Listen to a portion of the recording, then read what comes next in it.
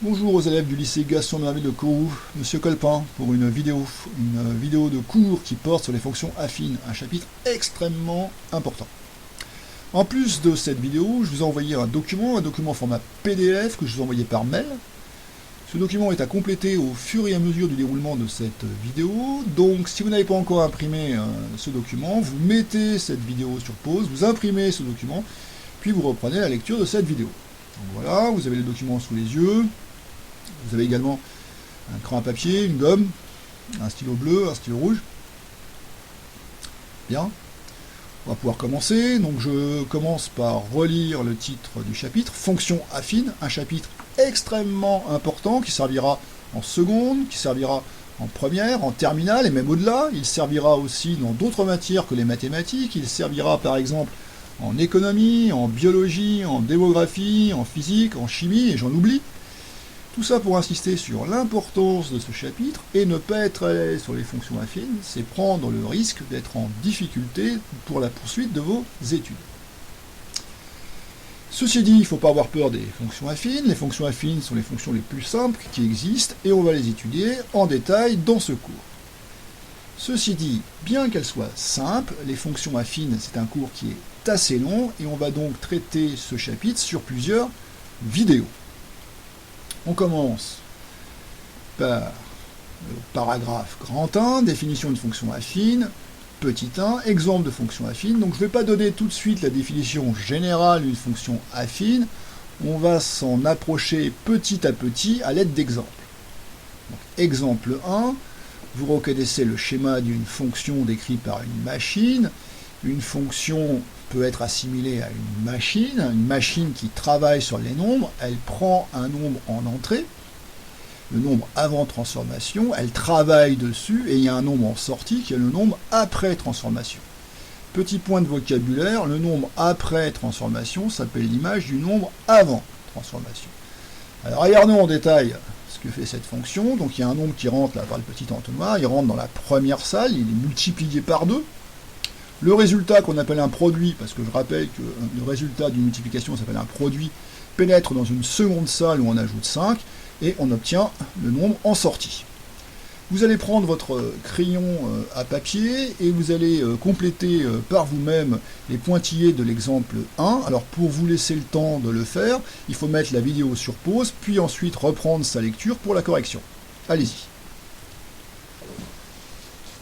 Correction. Donc f de 1, qui signifie le nombre qui résulte de la transformation de 1 par la machine f. Je répète, f de 1, l'image de 1, qui signifie le nombre résultant de la transformation de 1 par la machine f, donne. Donc, le 1 rentre dans la première salle, il est multiplié par 2, puis ensuite on ajoute 5, donc tout le monde a trouvé. Hein. Voilà. Donc ça fait 7. f de moins 3, qu'on appelle l'image de moins 3, qui signifie le nombre résultant de la transformation de moins 3 par la machine f. Donc ça fait 2 fois moins 3 plus 5. Alors attention, 2 fois moins 3 c'est négatif, le résultat est négatif, ça fait moins 6 parce que je multiplie un positif par un négatif. Donc je fais moins 1. L'image de 0, donc tout le monde a trouvé. L'image de 4, et l'image de 10. Alors mettez la vidéo sur pause si ça va trop vite, corrigez si vous avez fait des fautes. Voilà, on y retourne pour les derniers pointillés. Donc ici il y a marqué x, alors x ça représente un nombre quelconque. Donc on met x en entrée, un nombre quelconque. Donc multiplié par 2, ça va s'écrire, on ne pourra pas calculer, hein, ça va s'écrire une expression littérale, hein, ça va s'écrire 2x, 2 fois x, et on ajoute 5. Alors, je l'ai écrit de deux façons différentes. À gauche, c'est l'expression non réduite, et à droite, c'est l'expression réduite. Alors réduire, ça veut dire prendre le moins de place possible, hein.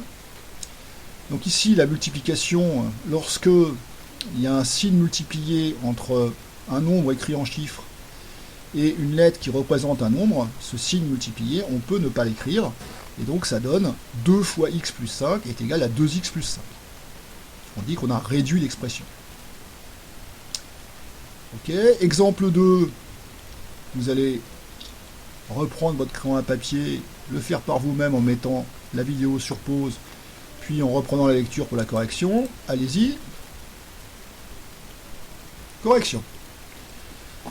Donc, j'ai le 0, le nombre qui résulte de la transformation de 0 par la machine G, l'image de 0 par la fonction G.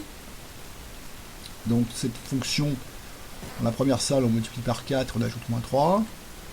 Donc, voilà. Ça fait moins 3, tout le monde avait trouvé. J'ai de moins 2, attention au signe. Hein.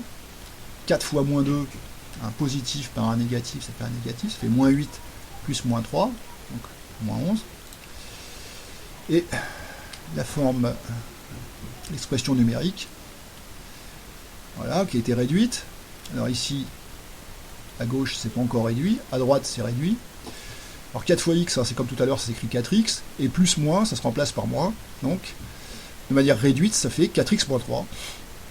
Donc cette expression 4x moins 3, c'est l'expression réduite de 4 fois x plus moins 3. Très bien, vous allez reprendre... prenez la correction, puis vous allez reprendre votre crayon à papier. Vous allez faire l'exemple 3 par vous-même. Pour vous laisser le temps, vous mettez la vidéo sur pause, puis pour la correction, vous revenez à la lecture de la vidéo. Allez-y. Correction. Donc tout le monde a dû trouver. Attention au signe ici. Un négatif fois un négatif, ça fait un positif. Donc on obtient 17. Et l'expression numérique. Une fois réduite, moins 5x plus 7. Alors, le jour d'un contrôle, hein, vous n'êtes pas obligé d'écrire la forme non réduite, hein, vous écrivez directement la forme réduite. Hein. Exemple 4. Alors là, je ne vais pas vous laisser le faire par vous-même. On va le faire ensemble. Donc, multiplier par moins 1, ajouter moins 2. C'est la machine K, la fonction K. Donc, K de 5. Donc, moins 1 fois 5 plus moins 2. Donc, moins 5 moins 2, ça fait moins 7. K de moins 2. Alors, vous voyez que j'ai fait exprès. Je n'ai pas écrit moins 1 fois moins 2, hein, j'aurais pu. Mais quand je multiplie un nombre par moins 1, c'est pas la peine de mettre le 1, puisque multiplier un nombre par moins 1, ça veut dire prendre l'opposé. Et moins quelque chose, c'est l'opposé du quelque chose. Donc moins 2, ça fait plus 2. Ça aurait été pareil si j'avais écrit moins 1 fois moins 2. Moins 1 fois moins 2, ça fait aussi plus 2. J'ai préféré ici écrire directement moins 2. Et donc ça fait 0. L'expression numérique. Donc là, pour l'instant, à gauche, c'est pas réduit. Donc moins 1 fois x, on va le réduire en moins x.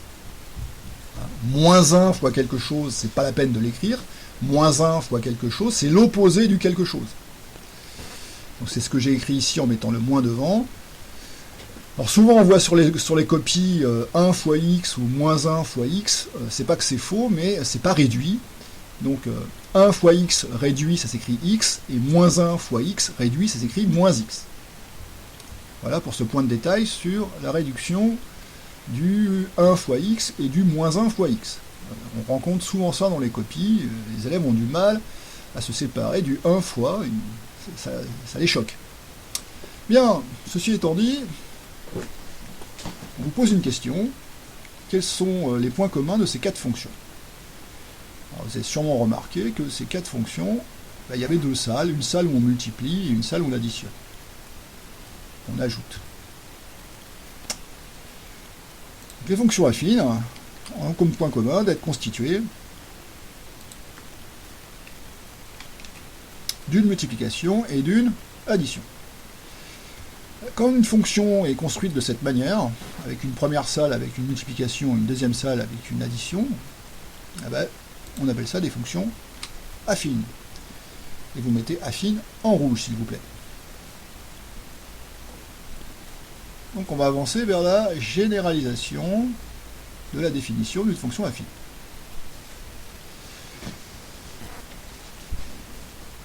Donc si ça va trop vite, mettez le document sur pause, la vidéo sur pause, je veux dire. Alors, on y retourne. Deuxièmement, généralisation et définition. Donc les fonctions affines peuvent se décrire à l'aide de machines de ce type, en dessous, multipliées par un nombre, ajouter un nombre. Alors on va donner des noms à ces nombres. Alors je peux pas dire ici 4, ici moins 5, parce que ça dépend, hein. Regardez, c'est pas toujours le même. Hein. Si je change de fonction, les nombres qui sont dans les salles ne sont pas les mêmes. Si je change de fonction, les nombres qui sont dans les salles ne sont pas les mêmes. Alors on leur donne des noms aux nombres qui sont dans les salles. Celui qui est dans la salle de multiplication, on l'appelle M, comme multiplier. Et celui qui est dans la salle d'ajouter, on l'appelle P, comme plus. Voilà. Donc toutes les machines qui sont faites sur ce modèle sont des machines représentatives des fonctions affines. Alors, si je rentre X ici, une lettre qui représente un nombre quelconque, les fonctions affines peuvent s'écrire f de x égale, essayez de trouver par vous-même, mettez la vidéo sur pause pour vous laisser le temps. Donc le résultat ne sera pas un nombre, hein, ça sera une expression numérique, avec plein de lettres, une expression littérale. Alors, je vous laisse trouver. Alors, correction. Donc, f de x égale mx plus p. Et ça, vous allez le trouver dans de nombreux documents, dans de nombreux livres. Toute fonction affine s'écrit f de x égale mx plus p. Alors, un peu de vocabulaire. M s'appelle le coefficient directeur, on verra pourquoi plus tard. Et P s'appelle l'ordonnée à l'origine. Alors, vous complétez en rouge. Hein. Alors, bien sûr, hein, pour chaque fonction, M et P sont fixes. Hein. On reprend le document. Hein. Pour la fonction f, le nombre qui est dans la première salle, c'est toujours 2. Hein. Regardez, quand j'ai calculé 1, 2, 3, 4, 5, quand j'ai calculé ces 5 images, le nombre qui était dans la première salle, ça a toujours été 2. Et le nombre qui était dans la deuxième salle, ça a toujours été 5. Par contre, quand j'ai changé de fonction, j'ai changé de nom. Donc ici, dans la première salle, c'était 4, et dans la deuxième salle, c'était moins 3. Et quand j'ai calculé ces deux images, pour les deux images, dans la première salle, c'était 4, et dans la deuxième salle, c'était moins 3. Multiplié par 4, ajouter moins 3. Donc, M s'appelle le coefficient directeur de la fonction affine, et P s'appelle l'ordonnée à l'origine. Et pour chaque fonction, M et P sont fixes. Alors, petit exercice avant de finir cette vidéo. Le grand 2, on le fera dans une autre vidéo. Raille les fonctions qui ne sont pas affines. Donc, je vous laisse faire par vous-même. Mettez la vidéo sur pause pour vous laisser le temps de faire, puis vous reprenez la lecture pour la correction. Correction. Donc voilà, donc la première, c'est bien une fonction affine. Hein. Je multiplie par 2, le nombre en entrée, je multiplie par 2, puis après je rajoute 10. Alors celle-ci aussi est bien une fonction affine. Vous allez me dire, il n'y a pas de multiplication. Si il y a une multiplication, il suffit de se dire que c'est 1 fois x. Donc c'est bien une fonction affine. Alors, h n'est pas une fonction affine, hein, il y a un carré. K n'est pas non plus une fonction affine, c'est 1 divisé par le nombre qu'on met en entrée, donc c'est pas non plus une fonction affine. Par contre ici c'est bien une fonction affine. Vous allez me dire oui mais là ça ressemble. Non, ça ressemble pas, parce que ici c'est 1 tiers. Comme il n'y a rien entre le 1 tiers et le x, s'il n'y a rien, c'est que c'est une multiplication. Donc 1 tiers c'est un nombre.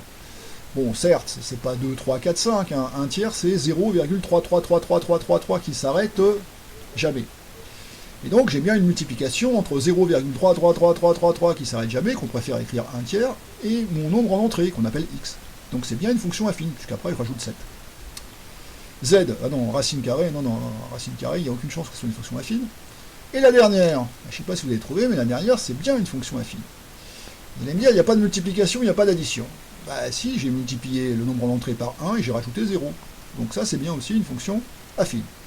Voilà ce qui termine la première partie du cours sur les fonctions affines. Donc bientôt une deuxième vidéo où on traitera le grand 2, de la représentation graphique de fonctions affines dans un repère. En attendant, je vous dis bonne soirée et à bientôt. Au revoir, monsieur Colpin.